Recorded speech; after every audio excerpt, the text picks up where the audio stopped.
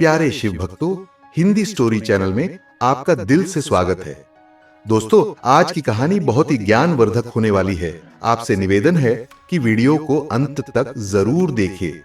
एक बार की बात है, एक गांव में एक आदमी रहता था। वह आदमी अकेला ही अपनी छोटी सी झोपड़ी में रहता था। वह आदमी बहुत ही ज्यादा आलसी था। वह कोई काम नहीं करता था। वह एकदम निठल्ला और नकारा था। बस वह हमेशा ऐसे मौके की खोज में रहता कि कहीं से खाना मिल जाए। तो एक दिन जब वह आदमी खाने की तलाश में भटक रहा था, तभी उसे एक आम का बगीचा दिखता है। वह कई दिनों से भूखा था, इसीलिए वह खाने की तलाश में बगीचे के अंदर चला जाता है। वह जाकर वह देखता है कि बगीचे में अलग अलग और बहुत सारे पेड़। तो वह एक पेड़ पर चढ़ जाता है। वह जैसे ही फल तोड़ने वाला होता है, लेकिन तभी अचानक वहां पर उस बगीचे का मालिक आ जाता है और उस आदमी को पेड़ पर चढ़ता हुआ देख लेते हैं और वह गुस्सा हो जाते हैं और उस आदमी को चिल्लाते हुए नीचे आने के लिए कहता है। लेकिन यह आदमी बगीचे के मालिक को देखकर डर जाता है और नीचे आने से मना कर देता है। तभी उस बगीचे का मालिक अंदर जाकर एक बड़ा सा डंडा लेकर आता है। यह देखकर वह आदमी तुरंत पेड़ से नीचे उतरता है और मालिक के उसे तक पहुंचने से पहले ही वह जल्दी पेड़ से नीचे उतर जाता है और जंगल की तरफ भागने लगता है और जंगल में जाकर छुप जाता है। कुछ देर के बाद वह आलसी आदमी वहां से निकलता है और जंगल के रास्ते से जब वह गांव की तरफ जा रहा था, तभी उसे एक लोमड़ी दिखती है जिसको सिर्फ 2 ही पैर थे और उसके 2 पैर टूटे हुए थे। वह जंगल में रिंगट हुई चल रही थी। यह देखने के बाद वह सोचता है कि यह लोमड़ी अब तक इस घने जंगल में जिंदा कैसे है। यह लोमड़ी भाग नहीं सकती, चल नहीं सकती, तो कैसे ही अपने लिए खाने का इंतजाम करती होगी और कैसे यह लोमड़ी अपने आप को इस घने जंगल में दूसरे जानवरों से बचती होगी। यह बात वह आदमी सोच ही रहा था कि तभी अचानक झाड़ियों के पीछे से किसी के आने की आवाज आती हुई सुनाई दी। तभी वहां पर एक शेर आ जाता है जिसके मुंह में मांस का एक टुकड़ा था और वह शेर उस अपाहिज लोमड़ी की तरफ बढ़ रहा था।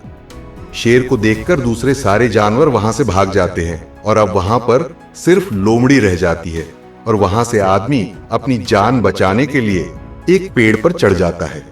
फिर जो होता है उसे देखकर वह आदमी हैरान हो जाता है। शेर लोमड़ी के सामने से चला जाता है। यह दृश्य देखने के बाद वह आदमी ऊपर वाले की योजना देखकर मन ही मन खुश भी हो जाता है और सोचता है कि ईश्वर के पास सबके लिए कोई ना कोई योजना होती ही है। अगर ईश्वर के पास इस लोमड़ी के लिए योजना है, तो मेरे लिए भी जरूर कोई योजना होगी। वह आदमी थोड़ी दूर आगे चला जाता है।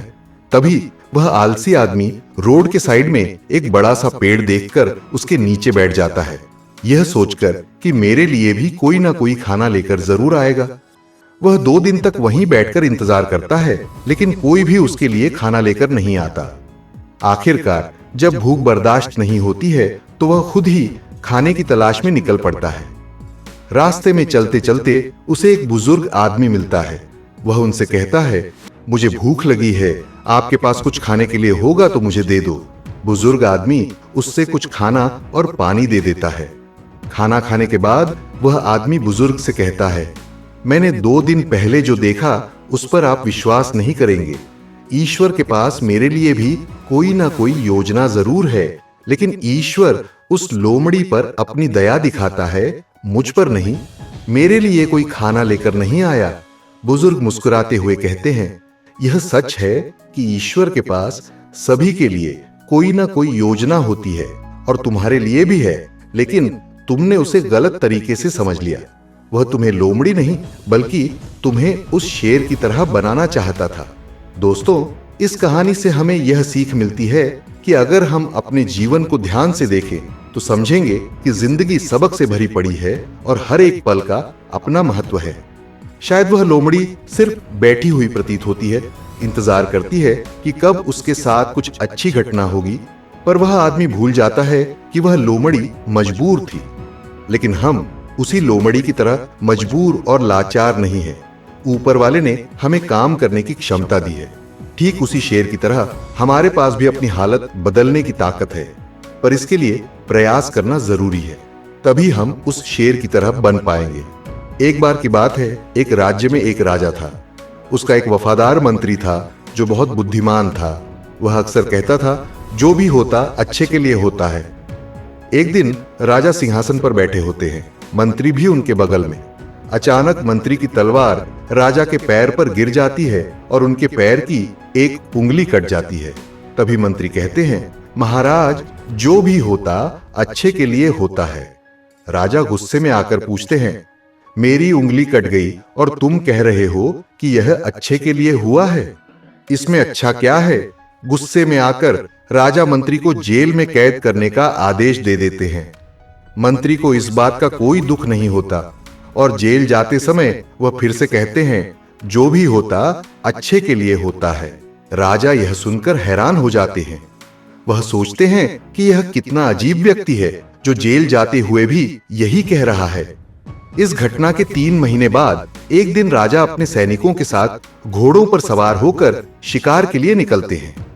वे सभी एक घने जंगल में चले जाते हैं। राजा एक हिरण का पीछा करते हुए आगे निकल जाते हैं और अपने सैनिकों से अलग हो जाते हैं। हालांकि राजा हिरण को पकड़ नहीं पाते, पर वह अपना रास्ता खो देते हैं और घने जंगल में खो जाते हैं। जब राजा को एहसास होता है कि वह बहुत दूर आ चुके हैं, तो बाहर निकलने का रास्ता ढूंढते हैं। अचानक जंगल में रहने वाले आदिवासियों के एक समूह ने उन्हें घेर लिया। उन आदिवासियों का कबीला न तो राजा के राज्य में था और न ही वे राजा को पहचानते थे। इसलिए उन्होंने राजा को पकड़कर अपने कबीले में ले लिया। वे आदिवासी ऐसे इंसान की तलाश में थे जिसे मारकर अपने देवता को खुश करने के लिए बलि दी जा सके। राजा उनसे छोड़ने की विनती करते हैं, लेकिन आदिवासियों को राजा की भाषा समझ में नहीं आती। खुशी में ढोल बजाते हुए उन्होंने राजा को अपने कबीले में ले आकर नए कपड़े पहनाए, गले में फूलों की माला डाली और बलि के लिए तैयार कर दिया। ठीक उसी समय जब राजा को मारने वाले थे, कबीले के मुखिया ने देखा कि राजा के पैर की एक उंगली कट चुकी है। यह देखकर उन्होंने सभी ढोल बजाने वालों को आदेश दिया कि राजा की बलि न दी जाए, क्योंकि अधूरे मनुष्य की बलि देने से देवता गुस्सा हो जाएंगे। इसलिए राजा को छोड़ने का निर्णय लिया जाता है। राजा खुशी खुशी अपने महल लौट आते हैं। वापस आकर वे सोचते हैं कि यदि मेरे पैर की उंगली कट नहीं होती तो वे आदिवासी आज मुझे मार देते। इसका मतलब है कि मंत्री सही थे, जो भी हुआ अच्छे के लिए हुआ। राजा तुरंत सिपाहियों को आदेश देते हैं कि मंत्री को बाहर निकालकर उसका पद वापस करें। फिर मंत्री से पूछते हैं, बताओ, उस दिन मेरी उंगली कटने का कारण क्या था जो मेरे भले के लिए हुआ? मैं समझ गया हूं, पर तुम 3 महीने जेल में रहे और तुम्हें बहुत कष्ट झेलना पड़ा। मंत्री मुस्कुराते हुए कहते हैं, महाराज, मैं आपका प्रधानमंत्री था और हमेशा आपके साथ रहा हूं। यदि मैं जेल में नहीं होता तो उस दिन भी आपके साथ होता। आपकी कटी उंगली देखकर उन्हें आपको छोड़ दिया, लेकिन मेरा शरीर पूर्ण था। यदि मैं आपके साथ होता तो वह मेरी बलि जरूर दे देते। इसलिए अच्छा हुआ कि मैं उस दिन आपके साथ नहीं था और मैं जेल में था। इससे आपकी जान बची और मेरी भी। इसीलिए मैं हमेशा कहता हूं, जो भी होता अच्छा होता है। दोस्तों, अगर हम अपने जीवन में देखें तो पाएंगे कि कई बार ऐसा समय आता है जब हमें लगता है कि हमारे साथ बहुत बुरा हो रहा है या ऐसा नहीं होना चाहिए था, पर कुछ समय बाद पीछे मुड़कर देखने पर पता चलता है कि उस वक्त जो भी हुआ वह अच्छे के लिए हुआ। दरअसल हम हर घटना का मूल्यांकन अपनी सीमित बुद्धि से करते हैं, लेकिन संसार कर्म पर आधारित है। जो अच्छे कर्म करता है उसे सुख मिलता है, जो बुरे कर्म करता है उसे दुख। इसलिए यदि आप किसी दुखद दौर से गुजर रहे हैं तो याद रखें कि आपके बुरे कर्म कट रहे हैं और प्रकृति आपको आपके कर्मों का फल देकर हमेशा उन्नति की ओर ले जा रही है। यह सृष्टि हमारे दुश्मनों द्वारा नहीं बनाई गई है, अतः इस दुनिया में कुछ भी गलत नहीं हो सकता। अपने दिमाग से यह विचार निकाल दीजिए कि आपके साथ कुछ बुरा हो सकता है और हमेशा याद रखिए कि कभी-कभी जो भी होता है अच्छे के लिए ही होता है।